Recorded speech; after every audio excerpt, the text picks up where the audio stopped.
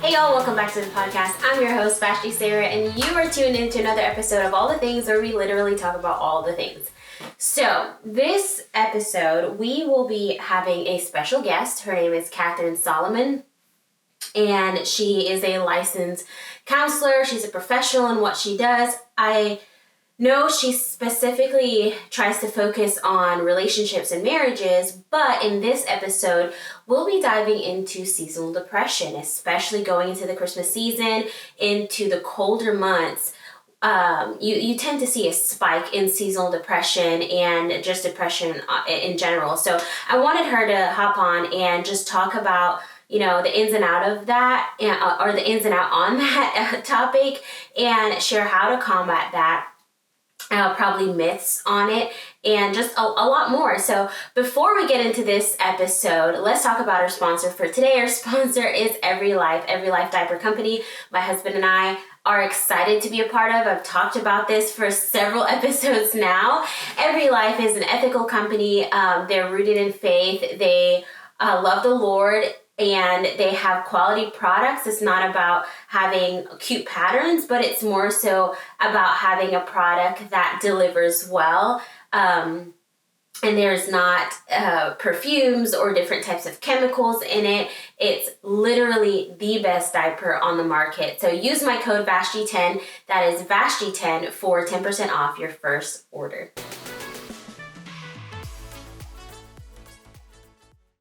All right, y'all. So like I said in the intro of this video, I have a friend of mine, Catherine Solomon. We went to SAGU together, who will be talking about all things seasonal depression. And, it's a topic that I feel like many of us struggle with. We either struggle with the idea of it, or we struggle with it in general. So Catherine, using her experience, expertise, all the things, she's going to talk about what is seasonal depression, how to combat it, all the ins and outs behind it. But before we get into that, Catherine, first of all, thank you so much for saying yes. Absolutely. And just tell the listeners a little bit about who you are. I'll definitely include your Instagram link in the description because, you have quite a bit of content that is geared towards relationships, but a lot of it can help outside of that too. So yeah, tell the listeners a little bit about who you are. Yeah, super excited for this today. Thanks for having me. So I have my master's in clinical mental health counseling, and I'm a licensed professional counselor with my own private practice, which has been really fun and exciting to branch out into. I have a lot of extra training, like you said, when it comes to couples. So things with Gottman, things like emotionally focused therapy. But I also see like a pretty wide range of clients, like outside of just couples. And that also ranges in terms of like what we're working on, anxiety, depression, all of those kind of things. And so it kind of came out of like my own life, like me going through depression is what led me to counseling, which is what led me to getting a degree in counseling to begin with. And so I think like this topic is near and dear to my heart just from like experiencing it. And so, that's kind of a little bit about where I'm at personally, professionally, and how those kind of have blended together. And how long have you been with your private practice? So the private practice was newer. That happened this year, probably by like 3 months ago. Essentially before that, I was working underneath other centers as a contractor. So I kind of already did my own thing. I just decided to take the plunge and like really step out on my own earlier this year. Yeah. And you create your own schedule and a lot more flexibility, I'm sure. Yeah. It's like a huge blessing just to kind of like, we're doing this in the middle of the day on a Friday and we can, and it's fine. And it's like, it's a huge gift. Absolutely. Permission or anything. Literally, nope. I'm a big advocate for entrepreneurs. I mean, I'm sure like my husband and I, we run our own business on the side, or he full-time is all in the business and I'm part-time. But let's just get into it. Seasonal depression. Can you define what seasonal depression is? I looked online and there's this term called seasonal affective disorder, or SAD, which is sad that that's the name of it, but can you elaborate more a little bit on that? Yeah, it is an interesting, ironic name that they labeled it. And basically, I I feel like a lot of people are pretty aware of what, if we were just to say depression is, like, oh, I can understand what that is. Like people are feeling sad or they're really down, their motivation is low, all of these things. A really big difference in seasonal affective disorder, though, is with the seasons, obviously, but a lot of it has to do with the sunlight. And so like a lot of people experience this in like fall and winter when we don't have as much sunlight. And so that affects all of these things internally in our body systems, which then affects our moods and how we're feeling. And so a lot of people see it then, and it's kind of still similar in terms of symptoms when it comes to like feeling kind of hopeless, feeling kind of blue, low energy. Maybe you're not interested in the same things that you used to be. Some people struggle with like weight loss or weight gain, kind of those things. But it is a portion of it very similar to just like depression as we think about it or talk about it pretty normally, I would say. Okay. And how much of society would you say struggle with this? Or is there like statistics of how many people, as the seasons change, you see that spike in seasonal depression? Yeah. So I, off the top of my head, don't have like specific percentages, if you will, because it varies in terms of like where you live too. Sure. But it's like pretty common. Like I would say even just the people that I see, about half of them deal with this specifically when the seasons change. Yeah. And they don't always call it that or label that, but I can tell like, okay, things have gotten a lot worse as we've entered winter. And maybe that's because they regularly have struggled with depression where things seem fine. And then all of a sudden, like, wait, what's going on? I'm not feeling like my normal self. So it's like pretty common actually. Okay. And what do you typically tell your clients when they're going through seasonal depression? For instance, if I come in and I say, I've never struggled with depression before, but it's just really gloomy outside. I feel hopeless. What's your normal tactic to approach clients like that? Yeah. So I try to, if in that scenario, it's kind of like someone doesn't really know what's going on, which I totally remember that from a personal standpoint. Like I didn't know anything about depression. And I was like, all of a sudden I do not feel like myself, which makes you feel crazy. Right. So I feel like I really try to level with people. Like you're not insane. There's nothing wrong with you. And explaining like, okay, this is kind of what can happen to a lot of people when the seasons change because your circadian rhythm can be affected by the differences in the sunlight. And with that, there's, hormonal changes. If your sleep cycle is off, that affects everything. So just kind of like try to explain and also get curious about what does this look like for you? Okay. To kind of normalize, like, you're not crazy with what you're experiencing. And there is hope that we can figure out things to help you navigate what this is like for you, so that you don't have to feel sad all the time. You don't have to feel blue. There is hope in just like general living, and you waking up in the morning can be better. So that's kind of how I generally begin with approaching it. Okay. And so with fall seasons, winter seasons, how do you even get sunlight? Because you mentioned earlier that the sunlight is important.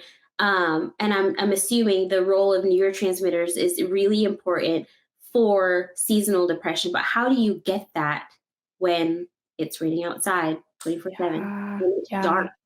Yeah. So one thing that I feel like, I guess if I'm talking about a rainy day, this might not really apply, but like the sun in the morning, even if it's not sunny per se, because maybe it's like cloudy, there's still sun there because otherwise it would be darkness, right? So like morning sun is like huge for circadian rhythm. Even if you are literally outside for 10 minutes and it seems gloomy and just like not a fun weather situation, your body is still getting in that morning sun. And that helps signal to your body's like melatonin production, your circadian rhythm, kind of like, oh, this is what's happening. Like I need that. So it's like, it doesn't have to be like a hot sunny day for you to still get some of the sun that you need. And then even trying to think about like the foods that you eat. Obviously that's not direct sunlight, but like that contributes to how your body is functioning, making sure that it's like doing what it needs to be doing. In other ways, you're getting the vitamins and the minerals that you need to help kind of regulate all of its systems, even if you're not sitting outside 24/7, if that makes sense. Yeah, no, that makes sense. I mean, my husband, we were going through some crazy health stuff last year, and he struggles with hyperthyroidism. But I know with hyper and hypothyroidism, both there can be symptoms of depression, anxiety, et cetera, et cetera. And one of the things that they prescribe is vitamin D. Yeah. But we're big advocates of finding, what's it called? Natural ways to get things. I'm like, well, the holistic things. Yeah. Outside in the middle of the day for an hour. And that kind of reset him. But that has a lot to do with, having thyroid cancer and all that. But just finding different means rather than just taking a pill. If you have to take a pill, that's fine, obviously. Right. But finding the natural route that the Lord has given us. And I know you're a big advocate of that every morning, working out, going for a walk, whatever it takes, even if it's raining, go for a walk in the rain. You'll still receive that vitamin D, that nutrient that you need. Not to mention, like, it's just the coolest thing to me how the Lord uses really any form of movement or exercise as like a mood booster. Like just the difference I see with myself a lot of times. I do not want to go for a walk. I do not want to do the thing that I know will be good for me. And then afterward, I'm like, wow, I'm still got a lot of stressful things going on, but I feel a little bit better. So like, it is so great. Oh yeah, absolutely. So who is at risk for having seasonal depression and why are they at risk? So technically everybody could be, which sounds like not super optimistic. It's not like only old people are at risk. I feel like with different studies that I've seen, it usually affects kind of like the middle range, like mid 2030s ish. But also a lot of it does have to do with like where you live. So the farther away that you are from the equator, the more likely that you are to experience those drastic changes in the sun. So the drastic changes of the weather, all of those things. So that's when I feel like I've seen and heard and read that you experience it more so than people that might live closer when the weather is like more even and you don't have that drastic fluctuation. And then there's also like genetics can play a role. I didn't read because I've done different like even papers and stuff in college on this, but like what I remember was that genetics wasn't like the highest ranking, what's the word? Influence for when you might experience it, but could play a role for some people too. Are there specific types of groups, like demographic groups that are affected more by this? Not like, are you talking about like where you live or like age or? Age, yeah. Kind of like just what I said about like mid 20s to 30s and 40s. I mean, like obviously there's older people can totally experience it too. Right. But I also feel like it is impacted by like those age brackets, if you will. People might be working still versus like if you're retired and you're older, you might already be naturally outside more. Like your life will be different than those middle brackets. If you're a kid, yeah, exactly. You're in the office, you're working your 9 to 5 or whatever. And then the kids are like, at least they get recess. Like where's recess for an adult? And so like the stages of life with the ages and with just like environmental factors plays a huge role into who's potentially more susceptible. Okay. I told Jared, my husband, something on this topic. I told him growing up, I don't remember ever. And I don't know, maybe it's I was just clueless or sheltered, but I don't remember seeing depression and anxiety being something that my culture struggled with. I mean, we're closer to the equator. It's hot and sunny all the time. You're outside all the time. You don't have AC in the house. Like maybe you have one room with it, but typically you're just outside all the time. Yeah. And it was last year during when he was going through his health stuff, and he told me it's probably because of the access to vitamin D and you don't have seasonal changes. Right. And over, at least in the United States, and like you mentioned, the further you're away from the equator, you don't have access to that sunlight. There's more gloomy days that are persistent and that can cause those mood swings and stuff. But I'm sure people did struggle with anxiety and depression, but you didn't see it as common. A lot of, even in Africa, when I went a couple years back, everyone's so happy all the time. Yeah. And I mean, the sun plays a big role in that. Literally, yeah, which is so crazy how something that feels so small can literally impact so much of your life. And I was also kind of thinking as you were saying that, I mean, it's kind of like not off topic, but in the sense of like, I think different cultures address mental health or how they're feeling differently, more openly versus not. And so even statistics, for example, maybe they don't have as much from certain cultures or populations or whatever, if it's like, oh, we don't talk about that, or oh, we're fine, or oh, whatever. Versus I feel like not everywhere in America, but like it's becoming more accepted to talk about it, deal with it. Like you're not crazy for talking about it or whatever. And so I feel like there's more studies sometimes That's true. with that mindset. Yeah, absolutely. Absolutely. So let's talk about diagnosing and seeking help. How do you go about diagnosing seasonal depression? And what are the assessment tools that you've used or that other counselors have used? Yeah. So to like be, I guess, officially diagnosed, you definitely do have to go see some kind of like mental health professional. Okay. And I don't obviously speak for how everyone does it because there's a couple different tools, but there's like, can't remember the acronym off the top of my head, but it's like seasonal pattern assessment questionnaire or something. And then there's just like a basic depression scale that I've seen some people will still use to like, okay, you do have depression.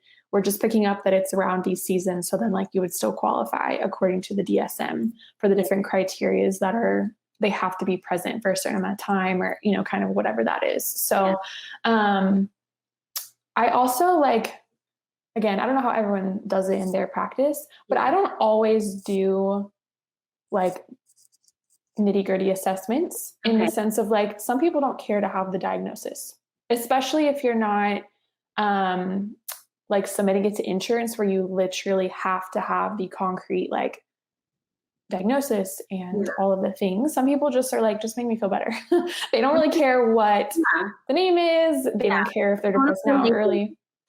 Yeah, some people don't care about the label. And so for some people like that, like I don't even need to know specifically, do you qualify for it all? Or I might do it in the background, but I don't say like, yes, you absolutely do.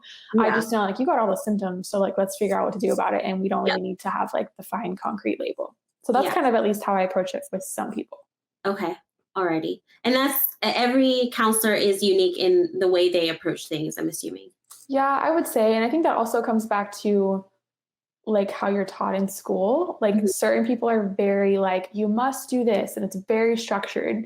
And then whoever you're supervised by, when you're still in school, like varies. Like some people are super relaxed, and like, it's not that there's like, it's not like wrong to not do an assessment per se. So yes, I feel like it varies quite a lot actually, which is kind of like, interesting. I didn't know that before like I got into school and before I was like in this field that like, oh, there's a lot of things that vary. But I guess that's also the same when it comes to like how a medical doctor might approach things. In some ways, obviously it's very textbook, duh. But like mindsets are different. So yes, it kind of does vary. Okay. And so when should people seek help? At what point?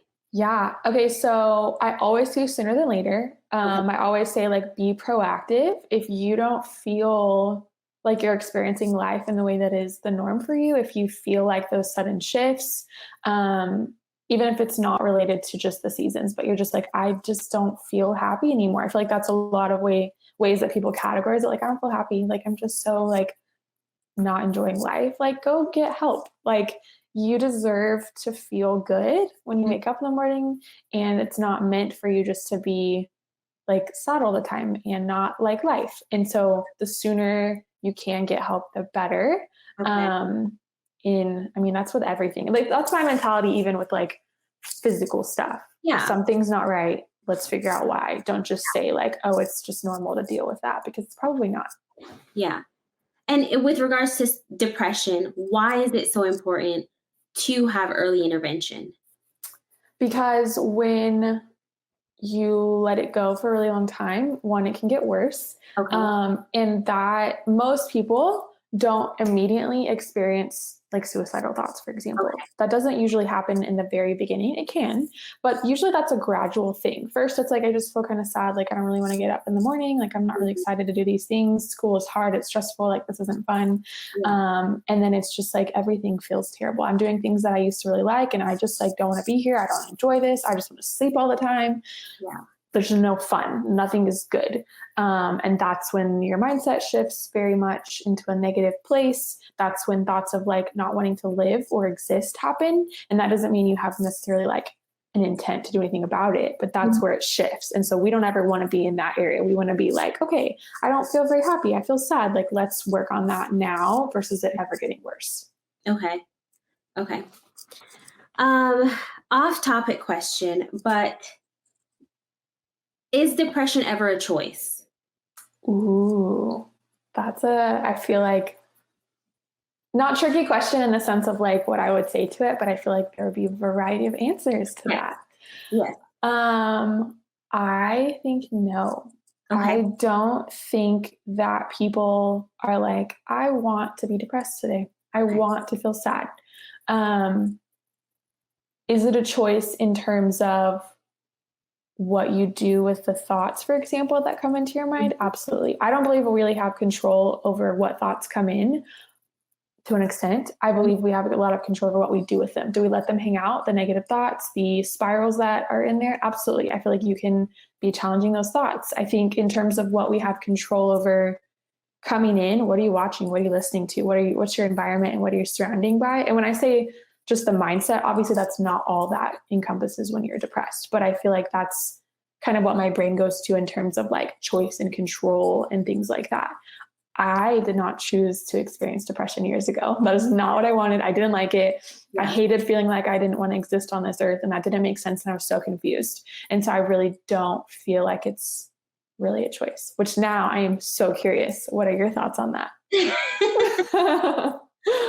I don't believe it's a choice, but I do agree. We choose how we respond to the things that pop up in our head and the negative thoughts. So I wouldn't say I have seasonal depression. The seasons don't necessarily affect my mood, but I will say there's a certain time of year every year, and I don't look forward to it. That would be my next question. Do you think some people just have it in their head? Okay, fall's coming. Here we go again. I have seasonal depression is coming. But we can answer that after. But back to your question, reversing the question back to me. So there's a certain time of year and it comes and I'm like, oh yeah, it is that. It is October or it is November, where a certain traumatic experience had happened. And it's odd. Around that time, every year, I'll either have a dream that will trigger those memories and I have just the crappiest day. And then the past 2 years or 2.5 years, Jared would ask me, the first year it happened, he's like, are you okay? I was like, I just had a dream about what had happened in the past. And I was like, oh yeah, this happened last year and the year before. And then again, our second year in marriage, it happened. And again, 2.5 years in, it happened recently where I had a dream and the traumatic experience had happened again. And my mode, like I had to choose though, this time around, I'm not going to let this affect me. I cast every type of anxiety or fear or worry that, tries to ruin my day and ruin the rest of my week. That had happened in the past. It's not going to happen again. This is not my identity. But I don't know if in counseling y'all refer to that as seasonal depression or like traumatic depression or like a trigger, but it's odd how subliminally my mind knows, oh, this happened 10 years ago, this time or around this time. And I have a dream and it triggers it, or I smell something, or I see someone that has his mannerisms and it's like, what in the world? Like, how? And I don't know if it's the enemy that's trying to do something. Like, it could be both. It could be, yeah. Oh my goodness. I have a couple of clients that I've worked with that have similar things. Certain months every year. We talk about it before. It's kind of like anniversaries, which sounds like normally a happy thing, but it's it's what it is. It's an anniversary, you know, like we talk about it beforehand. Like, how are you feeling going into this? What are things that we have to be proactive and keep in mind ahead of time? Because you don't always have control with what your brain and body remembers and experiences, which is like kind of crappy, honestly, sometimes. But then, you do have control with like, okay, what am I going to do? Because this thing happened that I didn't have control over, but now I know that my body and brain might remember it in not a great way. So like, what am I going to do to help myself? Yeah. Yeah.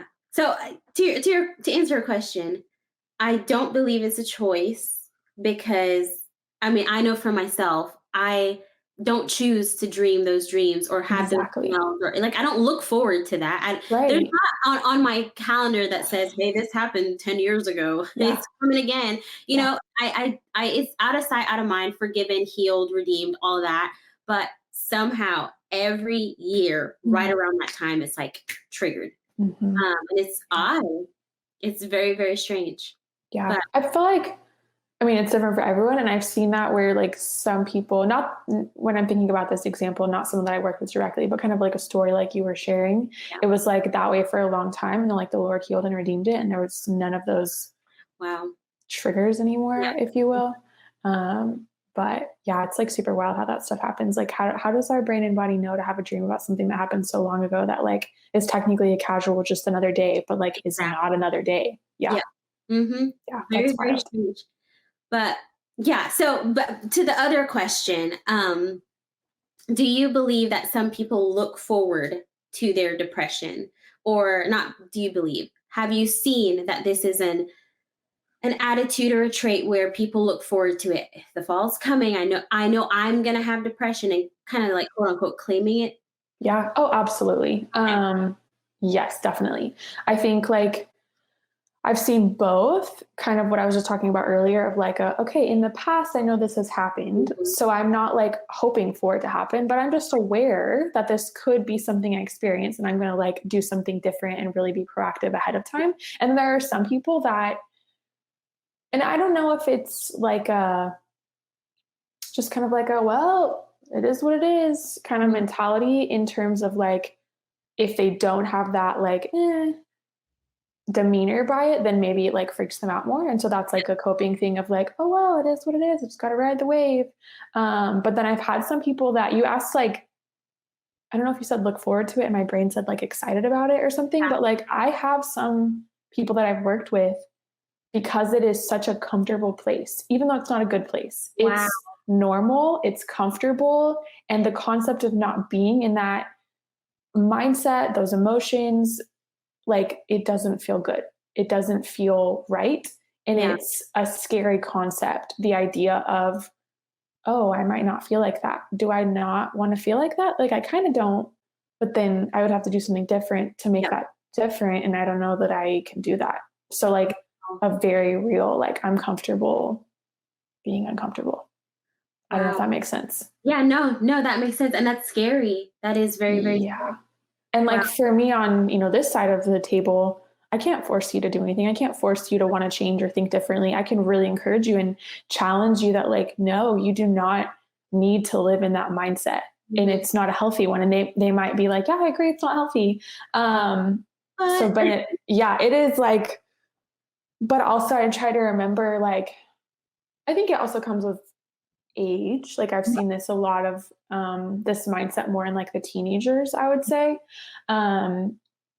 But yeah, sometimes like doing the upfront harder thing feels too much. So I will just stay with this other hard thing because it's now become my norm. Therefore, Wow. it's easier to deal with, which is like really sad. Yeah.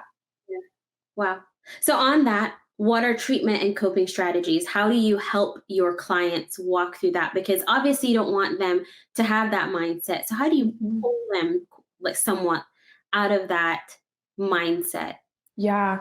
So it definitely, for me at least, depends on age, that person, just kind of everything. Cause I can be pretty honest and straightforward with most of the people that I work with. And so for some of the maybe like teenagers, I might really level with them. You don't want to totally get out of that mindset. That is your choice. But until I see you next week, will you just try something different? Even if you don't think it's going to work, will you just do X, Y, and Z? And, maybe I get an eye roll, but they do it. And then I'm like, okay, you did that. It helps. Like, let's keep going. Right. So sometimes it's almost like a homework mentality. Do this because I'm telling you to do it. Yeah. You might not really understand or care or whatever, but just do it. And if they do it and then it helps, I'm like, okay, awesome. Yeah. But when it comes to like specific things, I always go back first to the basics. Okay. Like the most boring things. Are you going to sleep at a normal time? Are you staying up too late? Like, where's your sleep at? We have to have that as much as we can regulated. Yeah. Are you eating nutritious foods, or are you just eating junk food all the time? Because like, you got to have that again at a good baseline level. Are you drinking water? Are you exercising in some form or fashion? It could be like a 5-minute walk. I really don't care. So I always go back to kind of those basics, because a lot of times I feel like those are not there. And so then I'm like, well, maybe we don't need to be on, this is like sensitive, like maybe we don't need to be on medication for that. We just need to go back to the roots of how to take care of our body. And then maybe things would kind of regulate themselves, Mm-hmm. So I always go back to that. And then on top of those things, again, it kind of depends on the person, but I encourage like journaling, get the thoughts out of your head.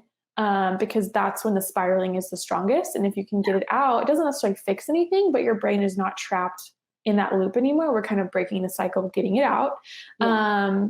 I encourage, what other things? We talked about all the basics. I talk about like light therapy sometimes with people. Like you can get all of those little like, sometimes they're even like alarms, I think. But just like bright artificial light that kind of mimics the sunlight, that's like super helpful for people. Along with like getting outside, I encourage that. We talk about mindfulness, or like challenging our thoughts with things, interrupting those thoughts. And we practice, like, I like to get really practical. Tell me the thoughts that are happening right now. And then we're going to go one by one, and we're going to create almost like a word bank for your brain, because in the moment, if your brain is thinking all of these negative things, it's going to be really hard for you to come up with something different to challenge it. So I really like to come up with, okay, you're thinking this, when this happens, I want you to supply and change it with this. Like think about something different, because we've literally gone down and given your brain a word bank.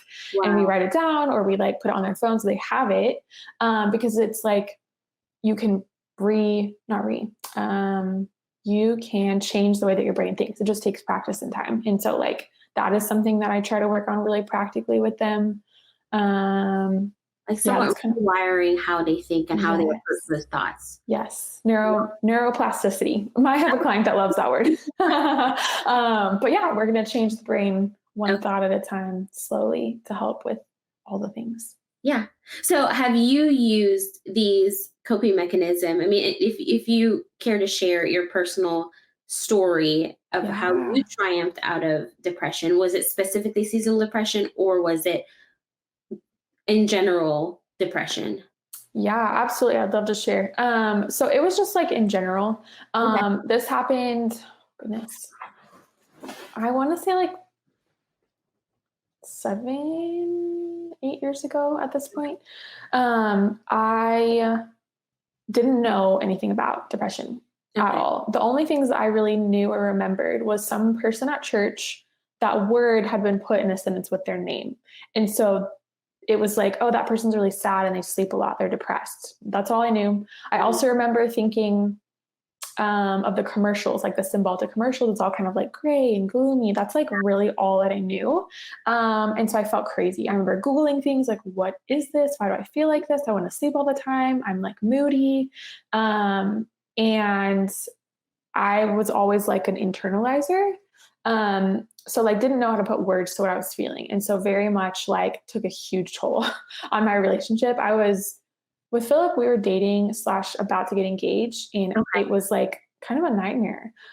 Even with how I was treating my family, like I didn't know what was happening within me, didn't know how to like put words to it, didn't know how to ask for help with that. Like I just felt crazy. Do you want me to get like super detailed or no? Like I was like, I could tell you. That's up to you. That's okay. I don't mind. Yeah, we went out of town as a family for a weekend, and it was bad. I was moody. I didn't want to talk. It was like I was 5 years old, but I was in my 20s. And they dropped me back off at Sagu, actually. And I remember like unpacking some stuff in my room, and mentally being like this war. I want them to leave. I want them out of here. I'm so upset. Didn't know why I was upset. Didn't technically have reason. But then at the other side, I was like, oh my gosh, don't leave me. Like, I'm going to be alone. I'm going to be like with myself and I don't know what's happening. This like huge war. And I remember crying just for like a second because my mom and dad are doing something. I don't know. And I was like, Lord, help me. Like, I need help. Yeah. And was about to say bye, kind of like, I'm fine. Like, yeah, I didn't cry, whatever. And my mom was like, hey, can I talk to you for a second? And I had like stonewalled at this point, right? Mm-hmm. Yeah, sure. And she was like, I wanted to tell you that I kind of feel like something's off. Basically shared like in 5 minutes, I just have depression. I'm seeing the same things in you. I don't know if that's what's going on, but I just like want to know that I see you. I lost it. I felt seen. In words were put to what I felt, and I wasn't crazy. Like, she didn't say there was anything wrong with me, and I didn't know. I just didn't know. So they ended up taking me home with them instead of leaving me there. And that's when my journey to like getting help started. And since then, because I went to counseling for the first time at SAGVO too, and that opened my eyes to like, whoa, this stuff is so cool. And it's not for crazy people and it's so good. And there's like things I can do to help myself. And it's also been a journey of like learning your triggers, even if it's not around like the seasons changing, but just like learning like what things can set me off, what things are not recipes for me feeling the best in my mood. And so I would say like, it's under control now in the sense that I like know myself really well, and God is so good in healing so many things that like were so broken and so just like was a cluster. But anyways, that's kind of my background there. Wow. Yeah. Wow. So did you have the mindset counseling is for crazy people because of just that's a mindset that you had? I know I've had that mindset because of growing up very conservative I don't know if I don't want to blame Christianity because obviously I'm a woman of faith. I love, the Lord, but I feel like there was a stigma growing up in the church that if you go to counseling, you're crazy or you're about like you've lost it at that point. Yeah. So I've always resisted counseling until having to go through my own traumatic experience. That's where I found healing and coping mechanisms and, was able to release all of that pressure and what I've been hiding, and then took the step of revealing what had happened to my family. But, so I don't necessarily remember if I felt like I got it from the church, but I do remember thinking, my first go-to was not, oh, let me go talk to someone at church to figure out what I can do. Mm-hmm. I felt like when I figured out, okay, I am experiencing depression, and like, oh, I have to go get help for this, and like, oh, I have to figure this out. I remember very much being like, where was the church in this? Like, there's a gap here in, yes, we need Jesus and he is our healer, but also you can have Jesus and therapy. Like, I never felt like that message was talked about, common, or anything at all. And so I'm not really sure if it was like an outspoken thing in terms of where I took that narrative. But yes, I think just the little snippets of where I heard the word depression, I saw it on TV. They didn't look happy. They looked kind of crazy. Like, it just was my thing. Like, yeah, you don't do that unless you have a really big problem. And if you do at that point, then there's something wrong with you. Yeah. Typically what I'd hear is you just prayed away. And, all right, let's pray this away, but realizing now that that's not the answer. Prayers are the answer to a lot of things and in depression, but you also have to take practical steps in combating that. Absolutely. So what would you say are myths surrounding seasonal depression in general, that people should be aware of and to not buy into those myths? Yeah. So the big one, I guess, kind of that we have been talking about is like that you're crazy. Like, that's not true at all. Yeah. No matter what the mental health thing is, like, you're not crazy. You're not a bad person. You didn't like do something, like, it's not your fault, kind of a thing. I also think that there's like kind of a stigma, kind of, we talked about it too a little bit, of like, well, it is just what it is. Like, I'm going to have this forever. You might, in terms of like, you might notice it, but it might not be as severe because you've learned how to cope with it. Yeah. I used to, in the very beginning kind of my journey, winter was really hard for me and my depression would get worse. Yeah. And now over the years, winter's not my favorite season, but I feel like that has nothing to do with mental health anymore. It's just like, I love You know the what I mean? summer. Yeah, exactly, basically. And so like the stigma of like, or the myth of like, it's always going to be like this. Mhm. I don't like that mindset, and I don't believe that that's the case at all. Yeah. So I feel like those are the two big ones that always stick out to me when I think of this specific. I mean, all mental health things, but specifically this. There was another one too that I was thinking about when we were talking, and I can't remember what it was. It might come back to me. I don't know. Okay. So how can family and friends help their those who are, you know, struggling with depression, seasonal depression specifically? How Yeah. can we who have friends and family who are struggling with this, how can we help? How do we play a part in not causing more damage? Yeah. So I feel like one, always like be the support Okay. in whatever that looks like. I think that people need and want support in different ways. Mhm. But I just think back to like my mom was a pivotal moment in terms of me getting support. And all she had to do was basically say, like, hey, I see something's off. And I'm Mm. not calling that out in a bad way for you. Like, I just want to know that I see you and I'm here for you. Yeah. And so I feel like that right there is pretty simple. Like, it doesn't take a lot to just say, like, hey, I'm here for you, and Mhm. like be there for that person. Maybe that's texting them and checking up on them. Maybe Yeah. that's like, hey, I know you don't want to go on that walk. Let's go on a walk together. We will talk. We will be outside. Let's get that Yeah. exercise, that sunlight. Praying for people, like, absolutely. I feel like educating yourself too. Like my mom knew from her own experience, but maybe you don't fully know if you're that friend or family member, like what it looks like. And maybe the education is asking, like, hey, I want to support you. Can you walk me through like what does it look like for you? How do you experience this? What are the skills that you're trying to work on to help? Because I want to know so that I can help you. Yeah. And if that's not necessarily like a conversation that you want to have or you don't think they would share, then you can Google. Like you can learn a lot by Googling, Yeah. so that you have a better understanding of like what's going on to be able to better empathize and like link arms and help support, if that makes sense. See, I did not know seasonal depression was a thing until I moved over to the United States and Mm, saw people's moods change, and the term became a lot more prevalent. And it was hard, I will admit, for me to have compassion because yeah. from someone who's never struggled with depression before, much less seasonal depression, because we don't have seasons in Belize. We have not rain, we have sunlight all the time. And with sunlight, sometimes rain comes with it, but it's still sunny outside. Yeah. We don't have winter, fall, autumn, all the things. Excuse me. So I'm going to look up a flight there. I'm moving. yeah, I don't mind. I'll go back with you. But I felt horrible because of how I looked at others, and I Mhm. never wanted to be the one that's judgmental. I never want to. I've never struggled with that personality where someone's struggling with something and I immediately judge and pin them. But it Yeah. was hard for me to understand Mhm. this is something legit. This like, and for the longest I thought, no, you brought this on yourself. You can just choose Mm, to be happy. yeah.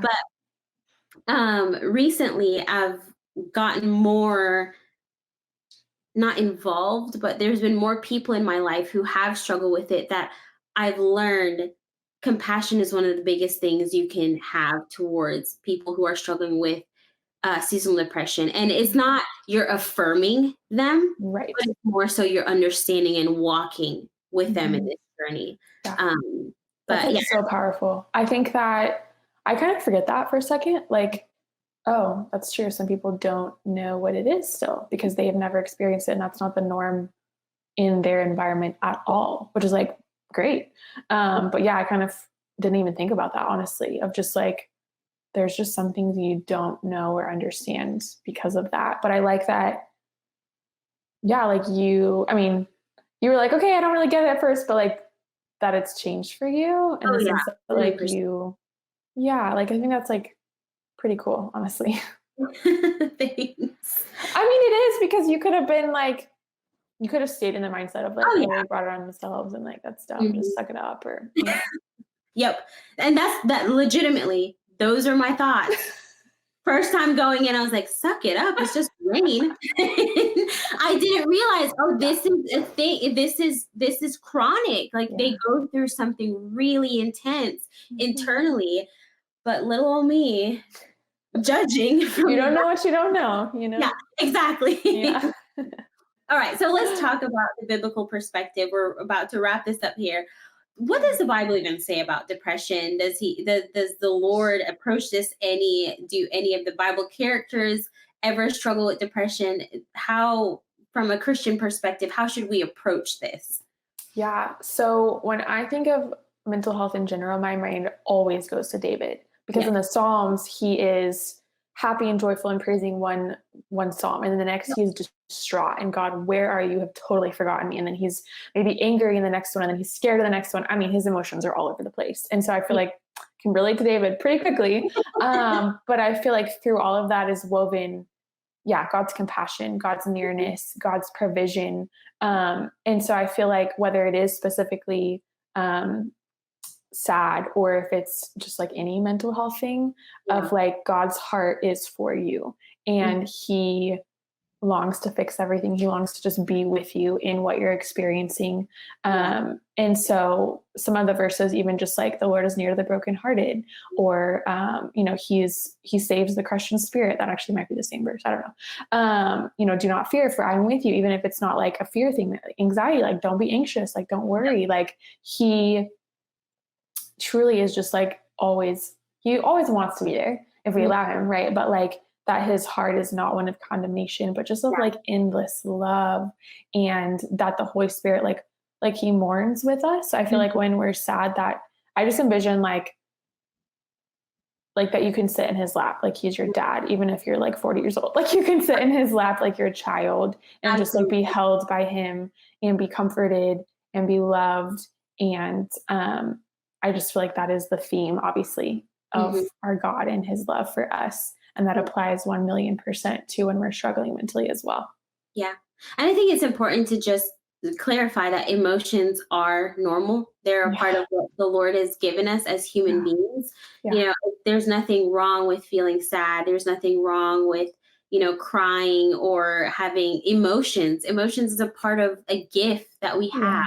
We even read in the New Testament that Jesus wept. That's a part of an emotion. Yeah. It's an emotion because of something happening. So, I mean, I think too often we try to play the strong figure, especially men. I feel like try to play the strong figure. But if you're independent, or I've always been someone that's very independent. I don't like relying on people. I'm like, I got this. I'll figure it out myself. Yeah. I've learned it's okay to share how I feel. It's okay to feel sad. It's okay to have these emotions. And in marriage, it brought it out significantly, because growing up, I just always kept everything to myself. And it's just, I relied on me. And Jared would sit me down. He's like, no, tell me how you feel. It's okay to express how you feel. I want to know what your thoughts are. Yeah. Yeah. So before we wrap this up, what are self-care techniques individuals can take in approaching seasonal depression, and what resources would you suggest? Yeah. Okay. So the big one that I always think of is just be proactive as much as you can versus just reactive. So get ahead of it as much as you can, in terms of like, if you already know because of patterns in the past or whatever. But remembering the basics that we said: what is your sleep like? What is your food like? What is your water like? And are you like exercising at all? Like going back to those things. I really encourage you to people to journal. That is just like such a powerful thing. I've even had people who don't like writing, they would video. Like videoing is like so common on social media. Video your stuff to yourself, whatever, you can delete it. I don't care. But like you need to get in the practice of not keeping everything trapped inside. Bullet journaling is helpful too. Like just like writing one word. You don't have to be writing endless paragraphs to like be in that practice of like journaling. You could use the light therapy things if that's something that you wanted to try or you have access to. You can or should reach out to people that are safe people for you. And if it's like, you're like, I don't really have the support of my family, or like I'm single, I don't know. Okay, think about other people, teachers, pastors, people that like can be a safe resource for you. Because they are out there. And if you're like, okay, well, I really don't know, or like, I'm nervous about that, I don't know. There's other hotlines that are people that are literally skilled and they're strangers. I feel like sometimes we want support from a stranger because that feels safer. That's cool too. There's like, you can text, I wrote it down because I knew I'd forget.